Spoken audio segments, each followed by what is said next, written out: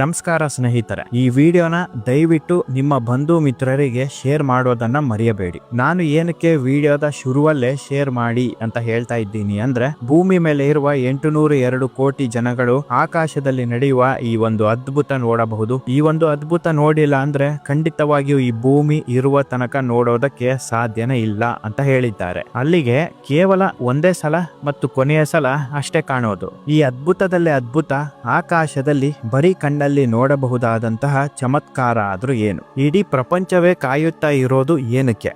ಈ ಆಕಾಶದಲ್ಲಿ ಕಾಣುತ್ತಾ ಇರೋದಾದ್ರೂ ಏನು? ಈ ವಿಡಿಯೋದಲ್ಲಿ ನಿಮ್ಮ ಎಲ್ಲಾ ಪ್ರಶ್ನೆಗಳಿಗೆ ಉತ್ತರ ಸಿಗುತ್ತೆ. ದಯವಿಟ್ಟು ಯಾರು ವಿಡಿಯೋನ ಸ್ಕಿಪ್ ಮಾಡಬೇಡಿ. ವಿಡಿಯೋ ತುಂಬಾ ಇಂಟ್ರೆಸ್ಟಿಂಗ್ ಆಗಿದೆ. ಈ ವಿಡಿಯೋಗೆ ಲೈಕ್ ಕೊಡಿ. ನಿಮ್ಮ ಅಭಿಪ್ರಾಯ ಅನಿಸಿಕೆಗಳನ್ನ ಕಮೆಂಟ್ ಮೂಲಕ ತಿಳಿಸೋದನ್ನ ಮರೆಯಬೇಡಿ. ಸ್ನೇಹಿತರೆ, ಇತಿಹಾಸದಲ್ಲೇ ಮೊದಲ ಬಾರಿ ಮತ್ತು ಕೊನೆಯ ಬಾರಿ ಆಕಾಶದಲ್ಲಿ ಗ್ರಹಗಳ ಪೆರೇಡ್ ನಡೆಯಲಿದೆ. ಎಸ್, ಹೌದು ಸ್ನೇಹಿತರೆ, ಆಕಾಶದಲ್ಲಿ ಗ್ರಹಗಳ ಮೆರವಣಿಗೆ ಅಂತಾನು ಹೇಳಿದರೂ ತಪ್ಪಾಗಲ್ಲ. ಇದುವರೆಗೂ ಕಾಣದಂತಹ ಒಂದು ವಿದ್ಯಮಾನಕ್ಕೆ ಎಲ್ಲರೂ ಸಾಕ್ಷಿ ಆಗ್ತಾ ಇದ್ದೇವೆ ಸ್ನೇಹಿತರೆ. ಭೂಮಿಯನ್ನು ಸೇರಿ 8 ಗ್ರಹಗಳು ಚಂದ್ರನ ಜೊತೆ ಒಂದೇ ಸಾಲಲ್ಲಿ ಕಾಣಲಿದೆ ಸ್ನೇಹಿತರೆ. ಈ ಒಂದು ವಿಚಾರ ಕೇಳಿದ್ರೆ ಎಂತವರಿಗಾದ್ರೂ ಮೈ ರೋಮಾಂಚನ ಆಗುತ್ತೆ. ಒಂದೇ ಸಲ 8 ಗ್ರಹಗಳನ್ನು ನಾವು ಆಕಾಶದಲ್ಲಿ ನೋಡಬಹುದು. ಬುಧ ಗ್ರಹ, ಶುಕ್ರ ಗ್ರಹ, ಭೂಮಿ, ಮಂಗಳ ಗ್ರಹ, ಗುರು ಗ್ರಹ, ಶನಿ ಗ್ರಹ, ಯುರೇನಸ್ ಗ್ರಹ, ನೆಪ್ಚೂನ್ ಗ್ರಹ, ಈ ಎಲ್ಲ 8 ಗ್ರಹಗಳು ಆಕಾಶದಲ್ಲಿ ಕಾಣುತ್ತೆ. ಎಸ್, ಹೌದು ಸ್ನೇಹಿತರೆ, ಕಣ್ಣಾರೆ ನೋಡಬಹುದು. ಯಾವುದೇ ಸ್ಪೆಷಲ್ ಇಕ್ವಿಪ್ಮೆಂಟ್ಸ್ ಬೇಡ. ಎಲ್ಲಾ ಗ್ರಹಗಳನ್ನು ನೋಡೋದಕ್ಕೆ ಬೈನಾಕ್ಯುಲರ್ ಬೇಕು, ಟೆಲಿಸ್ಕೋಪ್ ಬೇಕು ಅನ್ನೋದು ಇಲ್ಲವೇ ಇಲ್ಲ. ಕಣ್ಣಾರೆ ಕೂಡ ಕಾಣುತ್ತೆ ಸ್ನೇಹಿತರೆ. ಮತ್ತೆ ಈ ಒಂದು ಮ್ಯಾಜಿಕ್ ನಡೆಯೋದು 352 ಬಿಲಿಯನ್ ವರ್ಷಗಳಾದ ಮೇಲೆ. 352 ವರ್ಷ ಅಲ್ಲ ಸ್ನೇಹಿತರೆ, 352 ಬಿಲಿಯನ್ ವರ್ಷಗಳು. 352 ಬಿಲಿಯನ್ ವರ್ಷಗಳಾದ ಮೇಲೆ ಭೂಮಿನೂ ಇಲ್ಲ. 8 ಗ್ರಹಗಳ ಪೈಕಿ 1 ಅಥವಾ 2 ಮ್ಯಾಕ್ಸಿಮಮ್ ಗ್ರಹಗಳು ಬಾಹ್ಯಾಕಾಶದಲ್ಲಿ ಉಳಿದಿರಬಹುದು ಅಂತಾರೆ. 352 ಬಿಲಿಯನ್ ವರ್ಷಗಳಾದ ಮೇಲೆ ಖಂಡಿತವಾಗಿಯೂ ಭೂಮಿ ಮೇಲೆ ಮಾನವರು ಇರಲ್ಲ. ಹಾಗಾಗಿ ಮಾನವರಿಗೆ ಈ ಗ್ರಹಗಳ ಪೆರೇಡ್ ಇದೇ ಮೊದಲು ಮತ್ತು ಇದೇ ಕೊನೆ ಸ್ನೇಹಿತರೆ. ಇದೇ ತಿಂಗಳು ಜನವರಿ 21ರಿಂದ ಜನವರಿ 29ರವರೆಗೆ ಗ್ರಹಗಳ ಮೆರವಣಿಗೆ ಆಕಾಶದಲ್ಲಿ ನಡೆಯುತ್ತೆ. ಶುಕ್ರ, ಮಂಗಳ, ಗುರು, ಶನಿ, ಯುರೇನಸ್ ಮತ್ತು ನೆಪ್ಚೂನ್ ಏಕಕಾಲದಲ್ಲಿ ಭೂಮಿಯಿಂದ ಗೋಚರಿಸುತ್ತದೆ ಸ್ನೇಹಿತರೆ. ಬುಧ ಗ್ರಹ ಮಾತ್ರ ಬೇಗ ಗೋಚರ ಆಗಿ ಕಣ್ಮರೆ ಆಗುವ ಸಾಧ್ಯತೆ ಇದೆ ಅಂತ ಹೇಳಿದ್ದಾರೆ. ಹಾಗಾಗಿ ಬುಧ ಗ್ರಹ ಕಣ್ಣಲ್ಲಿ ನೋಡುವಾಗ ಕಣ್ಮರೆ ಆಯ್ತು ಅಂದ್ರೆ ಸ್ಪೆಷಲ್ ಇಕ್ವಿಪ್ಮೆಂಟ್ಸ್ ಬೇಕಾಗುತ್ತೆ. ಅಲ್ಟ್ರಾ ಝೂಮ್, ಬೈನಾಕ್ಯುಲರ್ ಅಥವಾ ಟೆಲಿಸ್ಕೋಪ್ ಬೇಕಾಗಬಹುದು. ಆದರೆ ಇನ್ನು ಉಳಿದ 7 ಗ್ರಹವನ್ನು ಯಾವುದೇ ಇಕ್ವಿಪ್ಮೆಂಟ್ಸ್ ಇಲ್ಲದೆ ಕಣ್ಣಾರೆ ನೋಡಬಹುದು ಸ್ನೇಹಿತರೆ. ದಿನಾಂಕವನ್ನು ಒಂದು ಪುಸ್ತಕದಲ್ಲಿ ಅಥವಾ ಮೊಬೈಲ್ ಅಲ್ಲಿ ನೋಟ್ ಮಾಡಿಕೊಳ್ಳಿ. ಜನವರಿ 21ರಿಂದ ಜನವರಿ 29ನೇ ತಾರೀಕು ಸೂರ್ಯ ಮುಳುಗಿದ ಮೇಲೆ ಮತ್ತು ಸೂರ್ಯ ಹುಟ್ಟುವ ಮುಂಚೆ. ಮತ್ತೊಂದು ಖುಷಿ ಪಡುವಂತಹ ವಿಚಾರ ಏನಪ್ಪಾ ಅಂತಂದ್ರೆ, ಈ ಗ್ರಹಗಳ ನೋಡೋದಕ್ಕೆ ರಾತ್ರಿ ಎಲ್ಲ ಎದ್ದೇಳುವ ಅವಶ್ಯಕತೆನೇ ಇಲ್ಲ. 8 ಗಂಟೆಯಿಂದ 11 ಗಂಟೆಯ ಒಳಗಡೆನೆ ಎಲ್ಲಾ ಗ್ರಹಗಳು ಗೋಚರ ಆಗುತ್ತೆ ಅಂತಾನೆ ಹೇಳಿದ್ದಾರೆ. ಹಾಗಾಗಿ ಪ್ರತಿಯೊಬ್ಬರು ಕೂಡ ನೋಡೋದನ್ನ ಮರೆಯಲೇಬೇಡಿ. ಇಲ್ಲಿ ಮತ್ತೊಂದು ವಿಚಾರ ಏನಪ್ಪಾ ಅಂತಂದ್ರೆ, 21ರಿಂದ 25ರ ತನಕ ಒಂದು ಲೆಕ್ಕ ಆದ್ರೆ 25ರಿಂದ 29ರ ತನಕ ಗ್ರಹಗಳ ಮತ್ತೊಂದು ಲೆಕ್ಕ ಆರಂಭ ಆಗುತ್ತೆ ಸ್ನೇಹಿತರೆ. ಜನವರಿ 25ನೇ ತಾರೀಕಿನ ನಂತರ ಶುಕ್ರ, ಶನಿ ಮತ್ತು ಗುರು ಗ್ರಹಗಳು ಸೂರ್ಯಾಸ್ತದ ನಂತರ ನೇರವಾಗಿ ಕಣ್ಣಿಗೆ ಕಾಣಿಸುತ್ತದೆ. ಆದರೆ ಮಂಗಳ ಗ್ರಹವನ್ನು ಪ್ರಾತಃ ಕಾಲದ ಮುಂಜಾನೆ ಕಾಣಬಹುದು. ಆದರೆ ಯುರೇನಸ್ ಮತ್ತು ನೆಪ್ಚೂನ್ ಗ್ರಹಗಳನ್ನು ನೋಡೋದಕ್ಕೆ ಟೆಲಿಸ್ಕೋಪ್ ಕಡ್ಡಾಯವಾಗಿ ಬೇಕು. ಇದು ಯಾವಾಗ?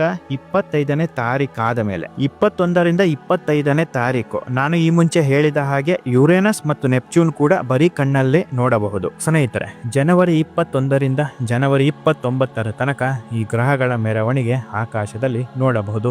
ಜನವರಿ 29ರಂದು ಅಮಾವಾಸ್ಯೆ ಇರೋದ್ರಿಂದ ಅಮಾವಾಸ್ಯೆಯ ರಾತ್ರಿ ಈ ಗ್ರಹಗಳನ್ನು ನೋಡಿದರೆ ಅತ್ಯುತ್ತಮ ಅಂತ ಹೇಳಿದ್ದಾರೆ. ಯಾಕಪ್ಪ ಅಂದ್ರೆ ಈ ಅಮಾವಾಸ್ಯೆಯ ಸಮಯದಲ್ಲಿ ಆಕಾಶ ಹೆಚ್ಚು ಕತ್ತಲಾಗುತ್ತೆ, ಗ್ರಹಗಳು ಸ್ಪಷ್ಟವಾಗಿ ಕಾಣುತ್ತೆ. ಈ ಗ್ರಹಗಳ ಮೆರವಣಿಗೆ ಉತ್ತರ ಗೋಳಾರ್ಧದಲ್ಲಿ, ವಿಶೇಷವಾಗಿ ಕೆನಡಾ, ಮೆಕ್ಸಿಕೋ ಮತ್ತು ಯುನೈಟೆಡ್ ಸ್ಟೇಟ್ಸ್ 21ನೇ ತಾರೀಕಿನಿಂದ 29ನೇ ತಾರೀಕಿನ ತನಕ ಸ್ಪಷ್ಟವಾಗಿ ಕಾಣಿಸಿಕೊಳ್ಳುತ್ತೆ. ಮತ್ತು ಈ 9 ದಿನ ಕೂಡ ಬ್ರೈಟ್ ಆಗೇ ಇರುತ್ತೆ. ಈ ಕೆನಡಾ, ಮೆಕ್ಸಿಕೋ ಮತ್ತು ಯುನೈಟೆಡ್ ಸ್ಟೇಟ್ಸ್ ಗಳಲ್ಲಿ ನಿಮ್ಮ ಬಂಧು ಮಿತ್ರರು ಯಾರಾದ್ರೂ ನೆಲೆಸಿದ್ರೆ ಅವರಿಗೂ ಕೂಡ ಈ ವಿಡಿಯೋನ ಶೇರ್ ಮಾಡಿ, ಅವರಿಗೂ ಒಂದು ಇನ್ಫಾರ್ಮೇಶನ್ ಪಾಸ್ ಮಾಡಿದ ಹಾಗೆ ಆಗುತ್ತೆ. ಈ ಅಪರೂಪದ ಗ್ರಹ ಮೆರವಣಿಗೆ ಖಗೋಳ ಶಾಸ್ತ್ರ ಪ್ರಿಯರಿಗೆ ಮತ್ತು ಸಾಮಾನ್ಯ ಜನಗಳಿಗೆ ಒಂದು ವಿಶೇಷ ಅನುಭವ ಕೊಡೋದಂತೂ ಖಂಡಿತ ಸತ್ಯ ಸ್ನೇಹಿತರೆ.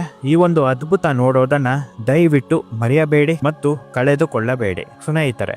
ಇಷ್ಟು ದಿನ ಮಕ್ಕಳ ಪುಸ್ತಕದಲ್ಲಿ, ಆಟಿಕೆಯಲ್ಲಿ, ಟಿವಿ, ನ್ಯೂಸ್ ಪೇಪರ್ಗಳಲ್ಲಿ 8 ಗ್ರಹಗಳು ಹೀಗಿದೆ ಹಾಗಿದೆ ಅಂತ ನೋಡ್ತಾ ಇದ್ವಿ ಮತ್ತು ಓದುತ್ತಾ ಇದ್ವಿ. ಈಗ 8 ಗ್ರಹಗಳು ನಮ್ಮ ಕಣ್ಣು ಮುಂದೆನೆ ಬರ್ತಾ ಇರೋದು ಎಷ್ಟು ಖುಷಿ ಕೊಡುವಂತಹ ವಿಚಾರ ಅಲ್ವಾ? ನಿಮ್ಮ ಮನೆಗಳಲ್ಲಿ ಪುಟ್ಟ ಪುಟ್ಟ ಮಕ್ಕಳಿದ್ರೆ ಅವರಿಗೂ ತಪ್ಪದೆ ಈ ಗ್ರಹಗಳನ್ನು ಆಕಾಶದಲ್ಲಿ ತೋರಿಸಿ. ಸ್ನೇಹಿತರೆ, ಈ ಗ್ರಹಗಳ ಮೆರವಣಿಗೆ ಆಕಾಶದಲ್ಲಿ ಹೇಗೆ ನಡೆಯುತ್ತಿದೆ, ಯಾಕೆ ನಡೆಯುತ್ತಿದೆ ಎಂಬ ಇನ್ಫಾರ್ಮೇಶನ್ ಕೂಡ ಕೊಡ್ತೇನೆ.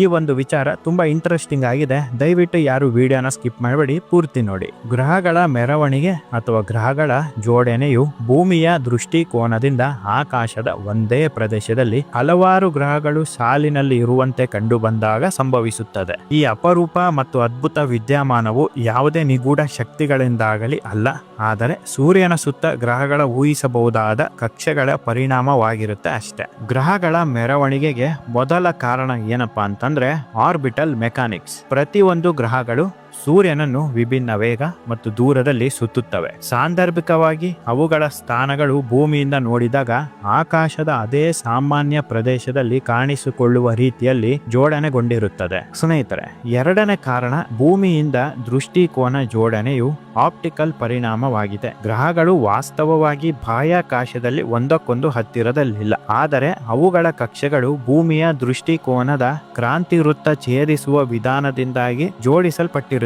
ಮೂರನೇ ಕಾರಣ ಎಕ್ಲಿಪ್ಟಿಕ್ ಪ್ಲೇನ್. ಹೆಚ್ಚಿನ ಗ್ರಹಗಳು ಸೂರ್ಯನನ್ನು ಸರಿಸುಮಾರು ಒಂದೇ ಸಮತಲದಲ್ಲಿ ಸುತ್ತುತ್ತವೆ. ಇದನ್ನು ಎಕ್ಲಿಪ್ಟಿಕ್ ಎಂದು ಕರೆಯಲಾಗುತ್ತದೆ.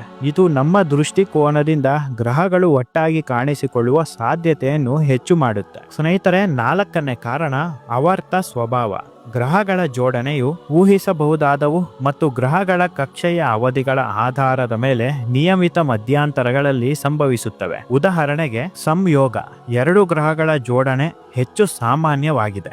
4 ರಿಂದ 6 ಗ್ರಹಗಳನ್ನು ಒಳಗೊಂಡ ದೊಡ್ಡ ಗ್ರಹಗಳ ಮೆರವಣಿಗೆಯು ಅಪರೂಪ ಮತ್ತು ದೀರ್ಘ ಅವಧಿಯಲ್ಲಿ ಸಂಭವಿಸುತ್ತದೆ. ಸ್ನೇಹಿತರೆ, ಈ ಗ್ರಹಗಳಲ್ಲಿ 3 ರೀತಿಯ ಪರೇಡ್ ಇರುತ್ತೆ. ಸಣ್ಣ ಗ್ರಹಗಳ ಪರೇಡ್ 3 ಅಥವಾ 4 ಗ್ರಹಗಳು ಒಳಗೊಂಡಿರುತ್ತದೆ. ಇದು ಸಾಮಾನ್ಯವಾಗಿ ಯಾವಾಗಲೂ ಕಾಣುವಂತಹ ಪರೇಡ್. ಮಧ್ಯಮ ಗ್ರಹ ಪರೇಡ್ 5 ಅಥವಾ 6 ಗ್ರಹಗಳು ಸಾಲಾಗಿ ಕಾಣಿಸುವುದು. ಇದು ಸುಮಾರು 5,000 ವರ್ಷಗಳಿಗೊಮ್ಮೆ ಮಾತ್ರ ಸಂಭವಿಸುತ್ತದೆ. ಅತಿ ದೊಡ್ಡ ಗ್ರಹ ಪರೇಡ್ ಎಲ್ಲ ಗ್ರಹಗಳು ಕಾಣುವ ಅಪರೂಪದ ಘಟನೆ. ಇದಕ್ಕಾಗಿ ಶತಕೋಟಿ ವರ್ಷಗಳು ಕಾಯಬೇಕು. ಸ್ನೇಹಿತರೆ, ಈ ಬಾರಿ ನಡೆಯುತ್ತಾ ಇರೋದು ಇದೇ ಅತಿ ದೊಡ್ಡ ಪರೇಡ್. ಈ ಘಟನೆಯಿಂದ ಭೂಮಿ ಮೇಲೆ ಯಾವುದಾದ್ರೂ ಆಪತ್ತು ಪರಿಣಾಮಗಳು ಆಗಬಹುದು ಅಂತ ಚರ್ಚೆಗಳು ನಡೆಯುತ್ತಾ ಇದೆ. ಆದರೆ ವೈಜ್ಞಾನಿಕವಾಗಿ ಗ್ರಹ ಪರೇಡ್ ಭೂಮಿಯ ಮೇಲೆ ಯಾವುದೇ ಹಾನಿಕಾರಕ ಪರಿಣಾಮವನ್ನು ಬೀರುವುದಿಲ್ಲ. ಇದು ಕೇವಲ ದೃಶ್ಯ ಕೋನದ ಆಕರ್ಷಕ ದೃಶ್ಯ ಅಷ್ಟೇ. ಈ ಗ್ರಹಗಳ ಮೆರವಣಿಗೆ ಆಕಾಶದಲ್ಲಿ ಯಾವ ದಿಕ್ಕಿನಲ್ಲಿ ಕಾಣುತ್ತೆ ಅಂತ ನೀವು ಕೇಳ್ತಾ ಇರಬಹುದು. ಆಗ್ನೇಯ ಅಥವಾ ಪೂರ್ವ ದಿಕ್ಕಿನಲ್ಲಿ ಕಾಣುತ್ತೆ ಅಂತ ವಿಜ್ಞಾನಿಗಳು ಹೇಳಿದ್ದಾರೆ. South east or east direction. ಸ್ನೇಹಿತರೆ, ನಿಮಗೆ ಈ ವಿಡಿಯೋ ಇಷ್ಟ ಆಗಿದ್ರೆ ದಯವಿಟ್ಟು ಒಂದು ಲೈಕ್ ಕೊಡಿ, ಶೇರ್ ಮಾಡಿ, ಸಬ್ಸ್ಕ್ರೈಬ್ ಮಾಡಿ. ನಿಮ್ಮ ಅಭಿಪ್ರಾಯ, ಅನಿಸಿಕೆಗಳನ್ನ ಕಮೆಂಟ್ ಮೂಲಕ ತಿಳಿಸೋದನ್ನ ಮರೆಯಬೇಡಿ. ನಿಮ್ಮ ಬಂಧು ಮಿತ್ರರು ಮತ್ತು ನಿಮ್ಮ ವಾಟ್ಸ್ಆಪ್ ಸ್ಟೇಟಸ್ ಮತ್ತು ಫೇಸ್ಬುಕ್ ಸ್ಟೇಟಸ್ಗಳಿಗೆ ಈ ವಿಡಿಯೋದ ಲಿಂಕ್ ಅನ್ನು ಶೇರ್ ಮಾಡಿ. ಇದೇ ರೀತಿ ಇಂಟ್ರೆಸ್ಟಿಂಗ್ ವಿಚಾರದೊಂದಿಗೆ ಖಂಡಿತ ಮತ್ತೆ ಮುಂದಿನ ವಿಡಿಯೋದಲ್ಲಿ ಸಿಗ್ತೇನೆ. ಅಲ್ಲಿವರೆಗೂ ಎಲ್ಲರಿಗೂ ಶುಭ ದಿನ.